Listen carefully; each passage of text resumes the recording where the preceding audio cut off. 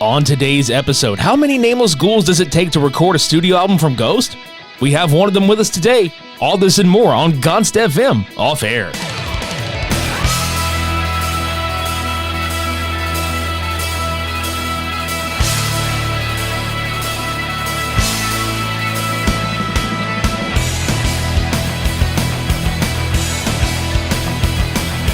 Welcome, ghouls, ghoulettes, and guesties to GonstFM Off Air, the official podcast companion to 66.6 GonstFM, the radio station dedicated to the band Ghost and the wider Gonst community. I'm your host, Richie, aka Papa X, aka Papa Me Emeritus, as so lovingly named by all of you Gonstlings. Today, I have a very special guest joining me, and it's a nameless ghoul that is not so nameless. If you've heard the name Ludvig Kennberg, you definitely know who I'm talking about. Ludvig has appeared on Ghost albums Opus Eponymous, Meliora, Prequelle, 7 Inches of Satanic Panic, the Inner Sandman cover from Metallica, and the original version of Hunter's Moon as performed on Halloween Kills. So without any further ado, let's talk to the man himself right here. How's it going, Ludvig? You doing all right today, bud? Yeah, I'm all good. Thank you for having me. Hey, thanks for appearing, man. This has been honestly a conversation I've wanted to have for quite some time, like even before GonstFM Off Air was a thing. Being a musician for the last 30 years, drums was my first instrument. For everybody out there listening, obviously, we all know who you are from your time working in the recording studio with Ghost, and you've had, other projects that you've done as well, which we'll probably get to. I think one of the questions that a lot of people have is, how does one get started as far as like doing studio and session work, especially with Tobias, as far as like working with him, because I know it didn't start out as big as it has become. Obviously, it's grown into the machine we all know it is, but like, what was it like in the early days, getting started with the group and having all that happen for you? At first, I had no idea what he was talking about when he was asking me what to record on his albums, or the first one. So at first I had no idea what he was talking about, and even during the first sessions, I didn't get it. I didn't get the whole mystery thing, but after a while I got it, and it wasn't actually until I heard the final product of the album that I was like, okay, so this is okay. I'm a bit slow like that, but this is the thing. I like to play drums, make music, and I do like to play all sorts of genres. So if Tobias had started a pop project, I would be as excited as I was now with this rock thing. Right. And he's got a lot of influence on, in his music as well, which I think translates pretty well as far as the albums have progressed. And but Opus Eponymous was, and still is, actually my favorite album. And I think there's a lot to do with the production of it, because it sounds, to me, it has that kind of gruffness of like the late 70s, early 80s. When I use the term black metal, I don't mean what a lot of people refer to as black metal today, like the really overly aggressive stuff. I'm talking about like the more melodic elements of that genre and the white noise that is kind of on the floor, like the room floor noise that is still prevalent in a lot of those recordings, which I think is a lost art, really. I think a lot of rock records are way too polished these days, and to hear that was extremely refreshing. So like, talking about how you were saying you kind of didn't get it at first. Was it just something like, obviously you guys knew each other before like the start of actually doing this, I would assume. Was there anything where like, yeah, what I'm saying is like, were you guys able to like kind of get together and go over the music, or did he just send you demos and you had to kind of learn them? Actually, he was, there was supposed to be another guy who was going to play the drums on the album, and he tried him out and it didn't work out. So, and me and my wife, we went to Greece, and then the guy who recorded the first album, he called me and asked me if I could, when you get back home, can you play drums on this album? And I was like, yeah, sitting there having an ice cream or a beer or something. And So when I got home, I met up with Tobias, came to our apartment with his kids. They ate a lot of strawberries, I remember. And he showed me some songs, and then we had we were working during nights, so we had a lot of like energy drinks in the studio because he had tiny kids who had to sleep and stuff. So we worked during nights, and yeah, that's it. Nice. What were some of your best memories about those sessions? Just because there's a lot of energy, which obviously there's a lot of great energy like on all the records really, but I loved the simplistic nature of that first album. There was kind of bare bones guitar work going on, and I know the drums, I believe the drum kit you recorded on was very stripped down for that session. Am I correct? Like it's not. Yeah, I think it's the kind of kit I use like all the time, but it was like a snare tom, floor tom, bass drum, and 2 crashes and a ride and a hi-hat. Yeah, that's pretty much what I use. For being a Ghost album, that's very stripped down. Right. Yeah. I mean, that's what I use too. It's just a trap set is what I call it, because it's kind of, it's basic. It's, really all you need, and these days I don't even use 2 crashes. I just use a 21-inch crash ride and a 17-inch crash. And that's really all you need if you're doing simplistic kind of stuff. But I noticed as the albums had progressed, like the drums started getting a little more grandiose, if you will. Because I know you didn't play on Infestissimum, but you did come back from Meliora. How was that? Were you supposed to play on Infestissimum, or was that just kind of a scheduling conflict, or how did that go about? No, I was not supposed to play because I had nothing to do with the band during that album. So my friend Axel played drums on that one, and then he wanted to quit. And I think the first plan was to have him playing Meliora, and then he would quit.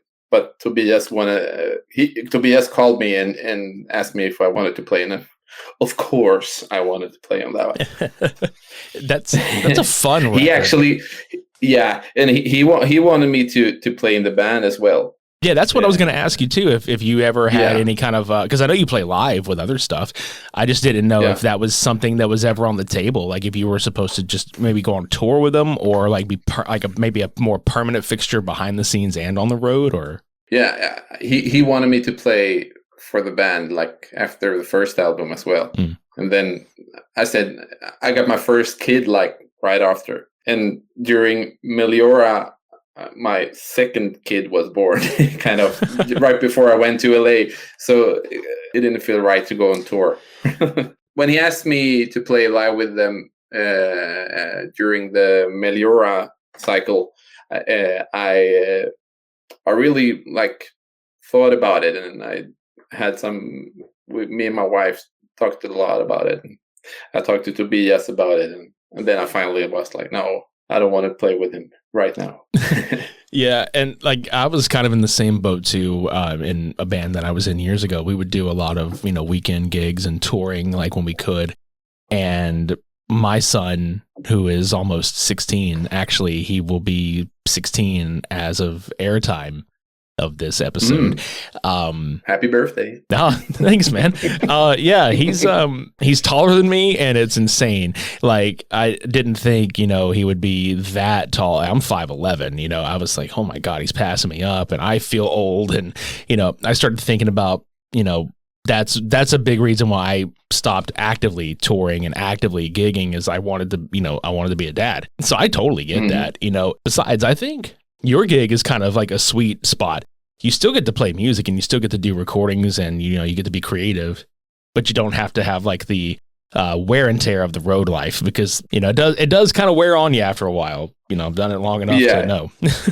It does. I've been doing some touring with some local bands. Doing in 2022, I did a Europe run with a band called Marvel. I think I've seen you post about it on Instagram, actually. It's a 3-piece band or a 4-piece? Yeah, 3-piece. Yeah. It was really fun. I'm not playing with him anymore, but it was fun, and it's fun to do like the last minute gigs.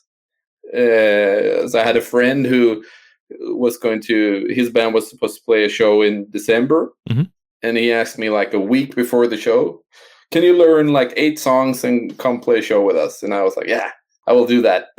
So I did. Love the challenge. I had like two rehearsals, and then there was a show, and it was really fun. It's easier to do that when it's just rock and roll, because they all sound the same. It's straightforward. More or less. Yeah, it's just playing. So I think I uploaded that show, like a drum cam thing from that show. Yeah, it's on my YouTube. Yeah, and that's what I was going to say too. Like, one thing that I've really enjoyed about, following you in general is seeing that you post playthroughs, not just of your recordings with Ghost, but you do covers of other songs as well. Like, there's some Kiss stuff on there, and that's always fun. I like seeing musicians either do, full covers or interpretations of songs that they like.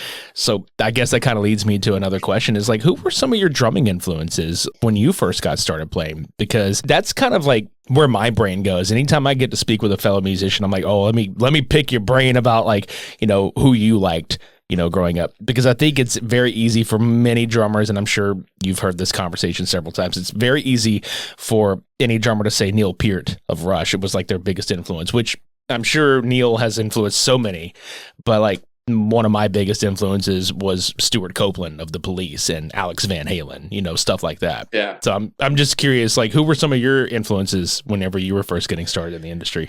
I was really into Lars of Metallica, of course. Not because of his drum skills, but more the way he acts to a song. And I think I was going, when we did Meliora, I was like really into Lars mode, kind of, when I was thinking how to play. And also, of course, Dave Lombardo and Paul Bostaph of when they were playing Slayer. Right. I've never played trying to play like them, but it's always impressive to listen to them. And when you're a kid and you hear those fast double pedal stuff that I will never be able to do, it's just like, I love it. Dude, it's funny you mentioned that, because me growing up too, I was heavily, and I still am, I love Metallica. And I played double bass for a very long time. And like, again, you bringing that up, you're a single bass player, and you are actually one of the drummers that inspired me to take the double bass off of my kit and kind of go back to a more basic approach, because I feel like a lot of the times, and this is, again, musician speak, you're exactly going to know what I'm talking about. I feel like a lot of the time it's a help and a hindrance at the same time, because I feel like the stuff that you could be learning with your hands, you're making up for with an extra limb, on the floor. Mm-hmm. And sometimes that becomes more of a crutch to lean on rather than improving your skill set. And so switching back to single bass, and I've been playing single bass now for the last probably, 6 years. And hearing the stuff that you did with Ghost, I was like, okay, you can still rock like this, which obviously like AC/DC was a big influence on me as far as, 4 on the floor rock music, but getting lost in the shuffle with double bass, I was like, I need to kind of pull back a bit. So hearing Ghost music, I was like, okay, this still sounds heavy as shit, and I can still do all kinds of stuff with just a single bass pedal. And I think, again, that's lost on a lot of drummers these days. They kind of get sucked in and they kind of lose their, their skill set some, which I think kudos to those that are awesome at doing it. Mm-hmm. I'm okay at it, but I'm more comfortable with not having extra to do. You know what I'm saying? Yeah, but I'm really bad at playing double bass pedal. I have never liked it, and I have never tried to like it. And it's just, I have always been the single pedal guy, and it's also when I first started playing like hardcore and punk bands when I was a kid, it was always like more impressive playing with a single pedal than with a double pedal. Right. Yeah. I've started learning like little tricks as far as the heel toe technique and all that stuff on my single bass, and that's a lot of fun too. Because like I've Are played, you like practicing it? dude, I'm trying. Like I'm really trying because it's like the kit that I'm playing on right now. I have an electric kit like here in my office that I can play with headphones and stuff, but I have a full acoustic drum set, and you know it's a lot different because of the bounce back, you know, from the beater to the head and everything. But in practicing, I've found that like having a longer pedal board does kind of help with that. And I've played a couple of things like that, and I've had people like, "Are you using a double?" I'm like, "No, I'm just using," and it's nothing like extravagant where I'm doing 16 notes. It's just real quick, like triplets. And you know, people are like, "Are you using a double?" I'm like, "No, it's just a single." I was like, "You just practice," and you know. So I'm trying. Which you know, that I think that also brings me to another thing while it's on my mind. When you were doing the drum tracks for Zenith, I've had a couple of people that were make comments like, "Oh, that's a really cool like double bass spot in this part." I'm like, actually, that's not that's not a double bass, because I know the drummer does not use double bass on this one, and I like that the drums had so much depth that you would think that, but I know it's single bass combined with, you know, just, you know, floor and rack tom on those parts and some add-ons. Yeah, because I think you posted probably, I don't remember when it was. I remember you posting something about doing overdubs or add-ons to a couple of tracks. We had like a overdub day when we tracked that album. Instead of having the drum kit, I was having like a lot of percussion and big drums, and wherever I could go, I had some drums to play on. That's what I would like. That's the dream right there.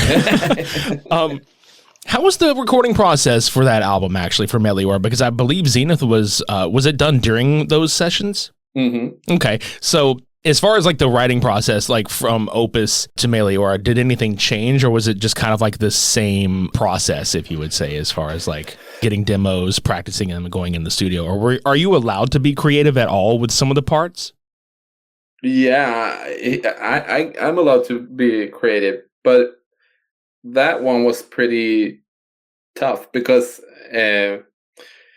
Tobias and Claes Åhlund, who produced the album, they were writing the songs before we went to LA. Right.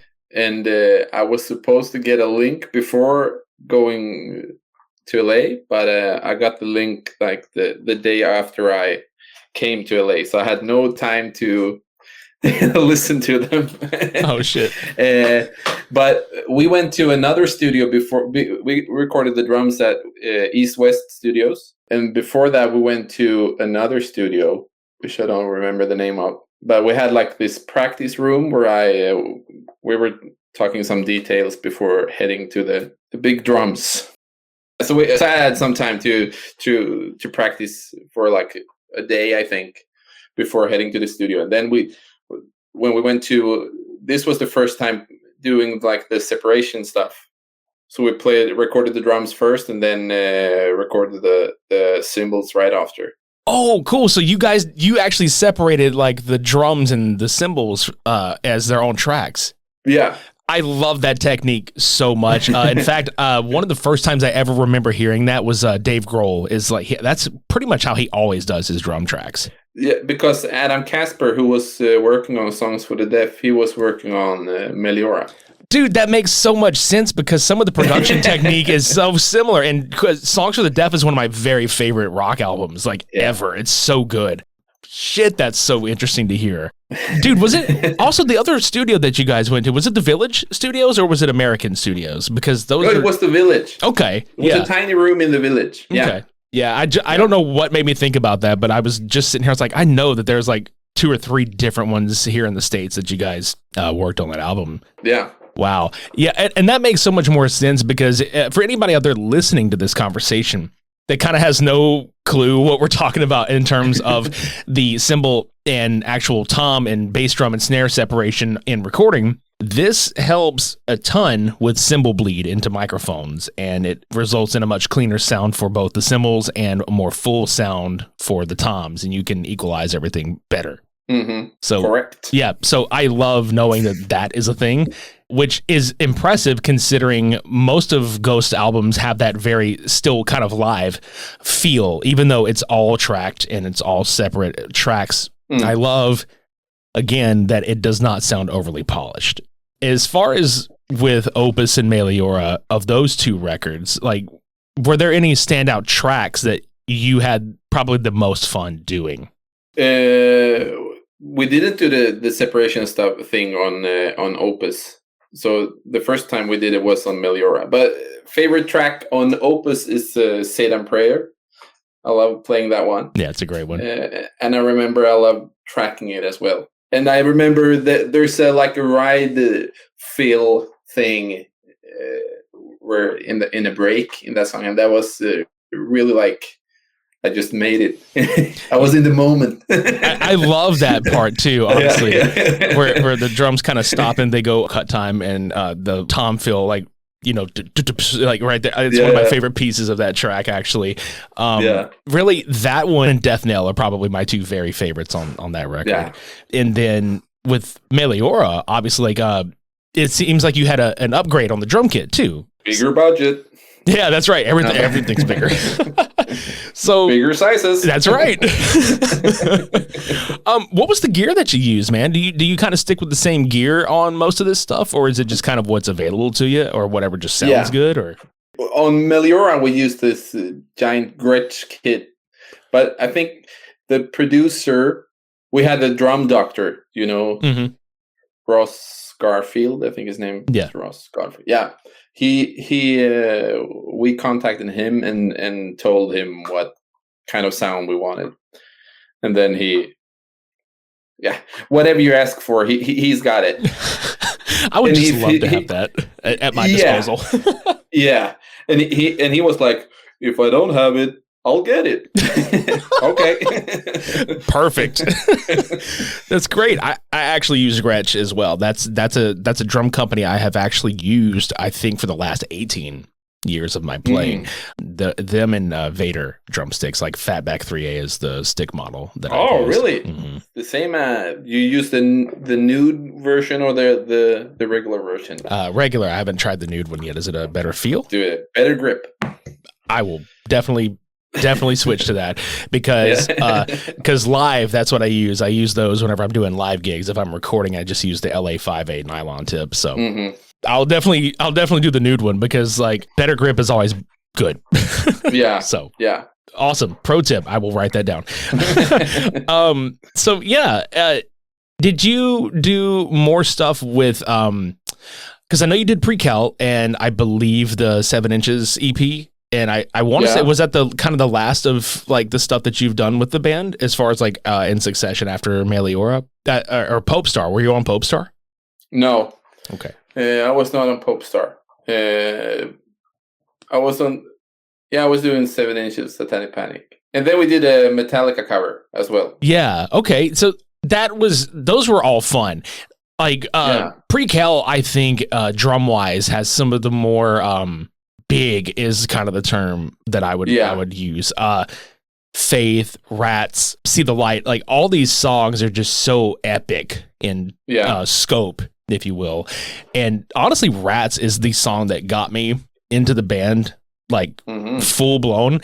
And it's really one of my favorite drum pieces that like you have done. And I think I may have mentioned this on Instagram to you a couple times on like some videos you posted, but like you have done some parts that are, for lack of a better term, fucking awesome to air drum to, because that's, you know, I'm an air drum champion in my car whenever I'm listening to stuff. Yeah. So this is a lot of fun being able to discuss with you. As far as after Meliora, because it was Prequelle after that, obviously after Pope Star, but like we're talking about the stuff that you've done. What was the Prequelle recording process like? Because this was kind of around a different era or a different time for the band's scope or direction, really. So was there more of a conscious effort to be like, okay, let's get a little bigger and differentiate what we're going to do in terms of what you were able to bring to the table drum wise, because you said you were kind of allowed to be creative. Was there more leniency on this one, or was it more like, no, this is what we need to do for this one and just, do as we've demoed, or how was that process for you? It was I think of all the albums that we played on, that was the most fun one, because it was like it was me, Tobias, and Tom, the producer, mm-hmm.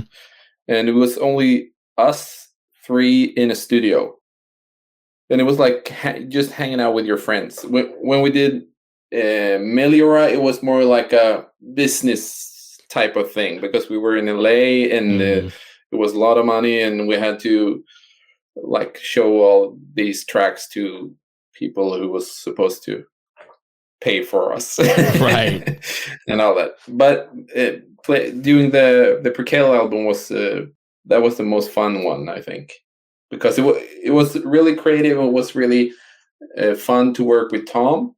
Also, it was a totally new kit. It was like a giant kit with 6 toms and a big bass drum and a lot of like different snares and all that.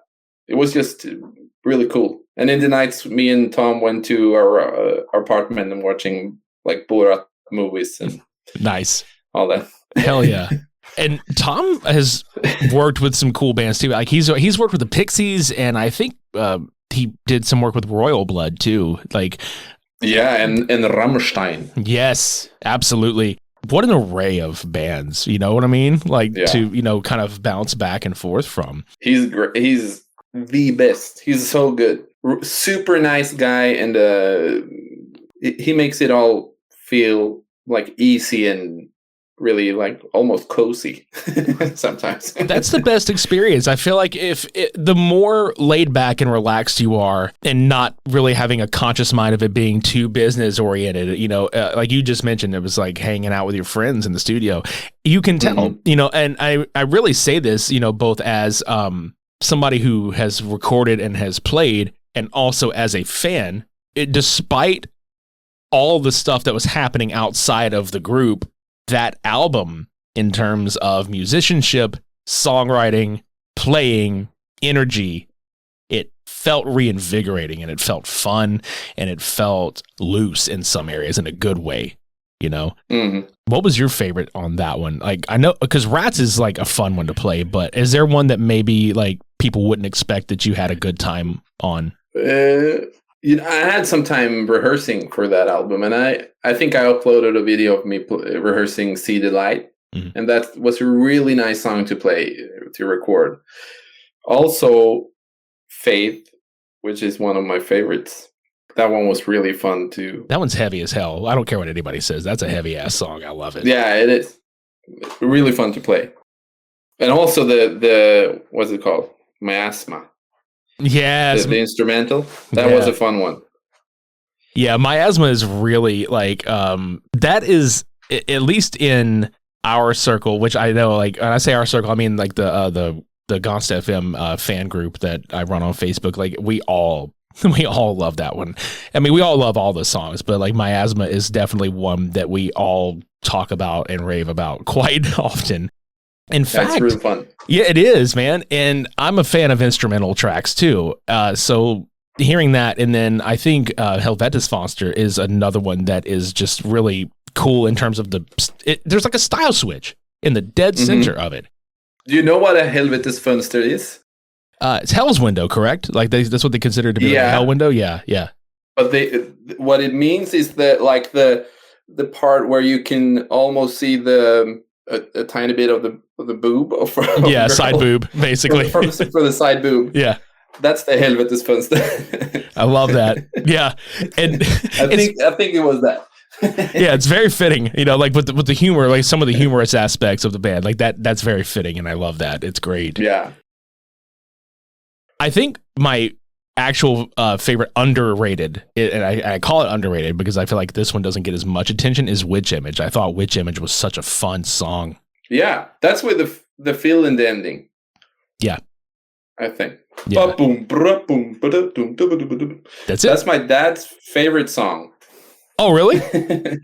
Yeah, of all the Ghost songs. Oh, that's great. And that's a fan favorite too, honestly. Like we all really enjoy that one. We feel like it doesn't get as much attention and it should, really. Mm-hmm. That was like not really sure if it was coming, if it was supposed to be on the album. I don't think Tobias liked that one. Oh wow! But I think me and Tom liked it a lot, well, as I remember it. Well, thank you for liking it enough for it to be on the album. I'm gonna get sued. Ah, shit! Damn it! You're gonna get sued, and I'm gonna get canceled. Damn it! Who cares? Yeah, worth it. It was worth it. So, how was it? Going from doing Prequelle.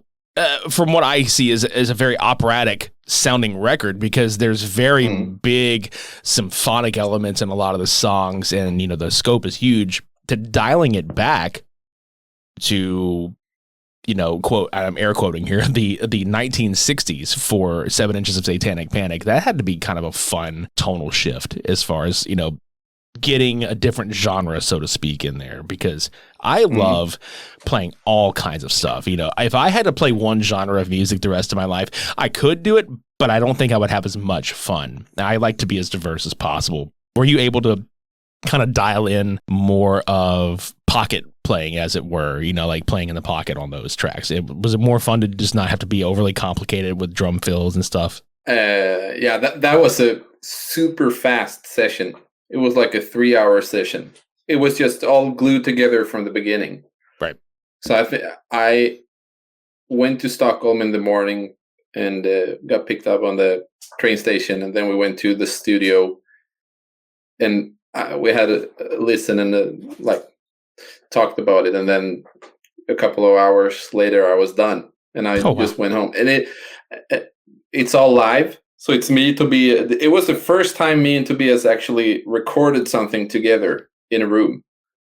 So it was me, Tobias, and then there was a guy named, a producer, a songwriter, and an artist named Salem Al Fakir.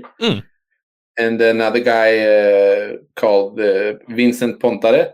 They have a duo called Vargas and Lagola. They've been writing a lot of songs with Tobias on both Prequelle and I think the last one as well. Which is wild, because I think Vincent has done work with like Lady Gaga and Avicii and Madonna. He's worked. Yeah, they both worked with Avicii and stuff like that. Yeah, that's cool knowing that those artists, you know what I mean? Like they work with those artists, but then they work on something like this. It's fun knowing that like you guys all just knocked it out so fast. And when you say like the first time that you've recorded together or played live, is it something that you mean in terms of being able to like work on from scratch right then and there without having stuff already kind of pre-done for you to come in and play on? Yeah, it was like that, but they had done some demos, like so they sent me the demos like some days before, and I had listened to them, and then I got there and we talked about the songs, and then we started to recording. So yeah, it was an easy process, and I don't know how much they worked on the other stuff. If they added they changed some guitars up and all that, but it was a fun and fast process. Yeah, I was gonna say I can imagine just 2 songs, and they're pretty straightforward, and they're some of my favorites to jam along to, because like I plug my iPhone in and I play along to music, in my free time, just to just keep my chops up and just to have fun, and those are some of my favorites to play along to. They're so cool. Yeah, they're simple, but there's enough flash where needed. I always have written in my bands to complement a song. I don't like to overplay. I don't like to overcomplicate. Even though there's times where I was asked to do so, I'm not a fan of doing that. I would much rather service the song. I'm a firm believer in whatever the song needs is what I'm going to play. That's how I always think. Because you can go like do flashy stuff with all these doing fills all the time, and some songs need that. Right. But most of the time, the songs just need a steady bass and drum parts that are glued together, and then you're good to go. And money beat. Yep. Exactly. And that kind of goes back to me dialing back on double bass, because I feel like if I didn't have to have that, then I would just be like, no, I'm just going to write as simple as possible, and I'll put in the drum fills where they need to go. If it doesn't need it, then I won't do it. Then, you know, that's how I like to play. And I have seen a lot of rock music kind of go that direction as far as like if it's not metal, because I feel like metal is definitely a genre that calls for stuff like that because it is so aggressive. But rock music, I like that in the industry, you kind of see genres come and go, and it's not that they ever go away, they just go dormant for a little while. And I feel like for the last maybe 10 years or so, electronic music was kind of at the forefront. Hip hop has always kind of been there, but rock music seems to have its waves, if you will. And I think the current generation of rock music is interesting now because there's so many subgenres that can be done. And I love that Ghost kind of takes everything and just gels it together, because you're getting elements of black metal, you're getting elements of pop, you're getting elements of disco in some spots, you're getting elements of, you know, what's considered classic rock, theatrics. So, you know, I guess for me, you know, talking with you, that had to have been so much fun creatively, just to have the experience of playing on all these records. And before we get out of here, I would love to talk to you about some more stuff that you're doing outside of the band. And also if you have been contacted to ever, you know, do any sessions work with them again, because I know they kind of took a different direction on Impera, but I was just curious if you would ever be open to working with them again. Yeah, of course. That I like every day. I hope he's gonna write or call me and ask me to play on the next album, because it's always fun to record with him, and I love hanging out with Tobias, and I love like making music with him. It's always fun, good vibe, always. I think it's always fun to hear. Actually, you know, I really want to play on the next album, but he's the boss, you know. Right.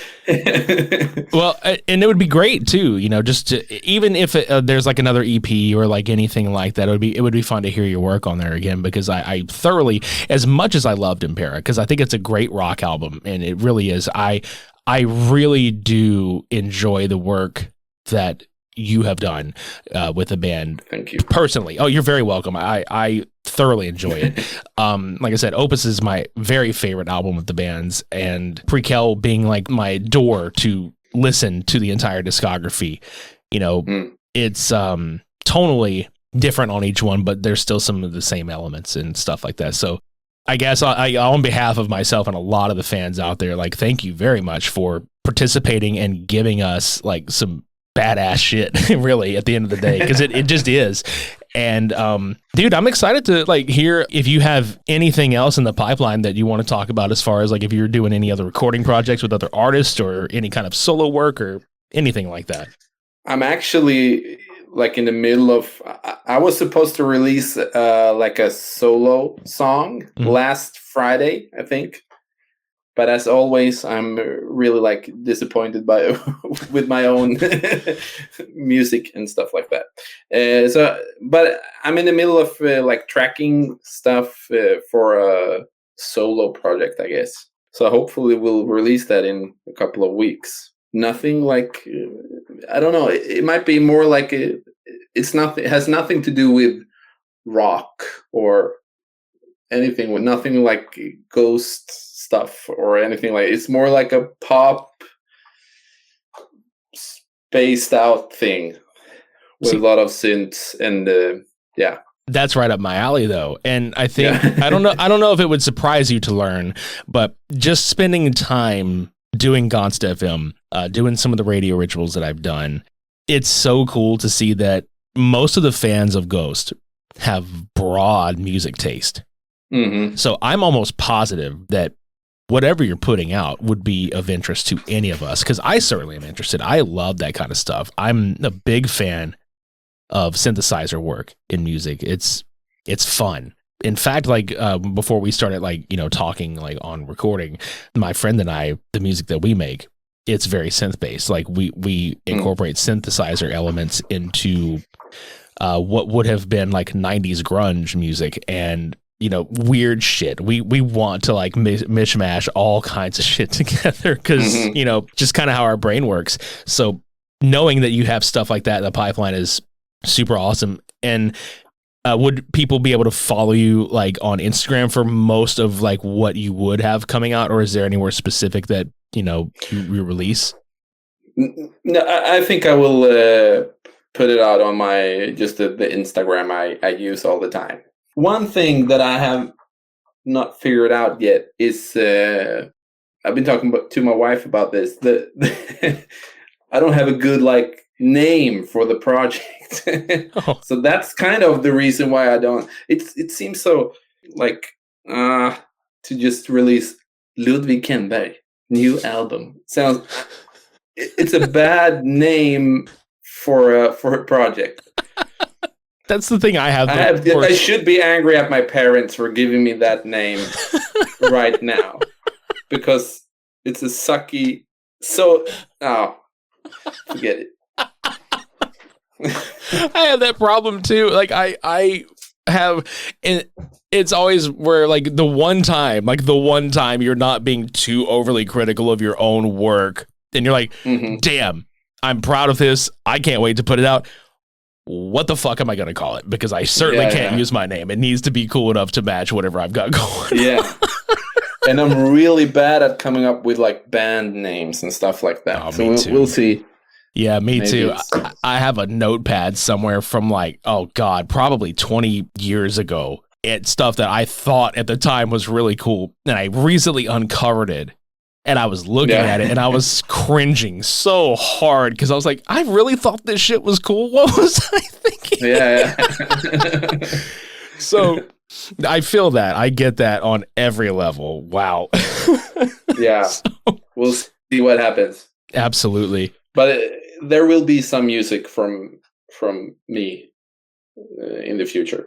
Good. That's always good to hear.